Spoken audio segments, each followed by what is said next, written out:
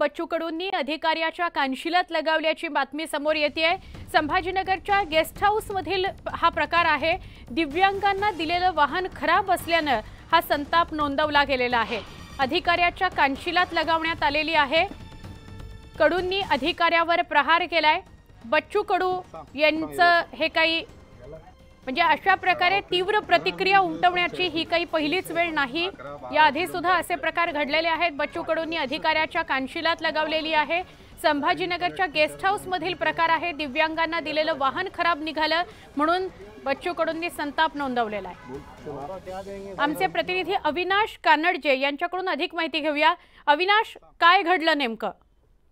नक्कीच स्वर्ण, आपण जर बघितलं तर उद्या जो मोर्चा होणार होता बच्चू कडू यांच्या शहरात, त्याला परमिशन नाकारण्यात आली होती। त्यासाठी बच्चू कडू हे शहरात आलेले होते आणि काही वेळापूर्वीच त्यांनी पत्रकार परिषद देखील घेतली।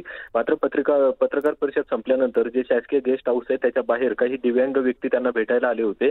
त्यांच्या तक्रारी ते मांडत होते। त्यातील एका व्यक्तीने सांगितलं की साहेब, आम्हाला ज्या ई रिक्षा देण्यात आल्या होत्या ज्याच्यामधून आमचा उदरनिर्वाह होणार होता, त्या ई रिक्षा दिल्या त्याच दिवशी तो करून घरी न्याव्या लागल्या। काही त्या रिक्षा खराब झाल्या तर काही रिक्षा चढावरती चढत सुद्धा नाहीत। अशी सगळी कैफियत त्यांच्यासमोर मांडण्यात आली। दिव्यांग व्यक्ती अतिशय नाराज आणि भावनिक साथ त्यांना घालत होता।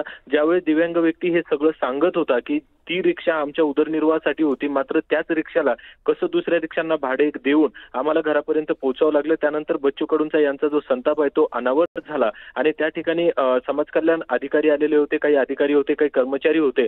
त्यांना काहीच न विचारता कडू यांचा संताप झाला आणि त्यांनी तसेच जे त्यांचा हात होता तो त्या अधिकाऱ्यांच्या कानशिलात ओढला आणि त्याला जोरदार एक थापड मारली आणि त्यानंतर तुम्ही असं का करता? जर समाज कल्याणच्या माध्यमातून ह्या गरीब लोकांना आपण जी रिक्षा देतोय ती बाहेर 1.5 ते 2 लाखात मिळते, मात्र शासनाने ती 3.5 लाखापर्यंत खरीदली आहे, मग त्याची क्वालिटी अशी का? असं प्रश्न करत देखील त्यांना धारेवर धरलं आणि एकूणच हा संपूर्ण जो प्रकार आहे तो अचानक घडलाय आणि कडूंचा संताप झालेला आपल्याला दिसून येतोय। नक्की, धन्यवाद माहिती दिल्याबद्दल अविनाश।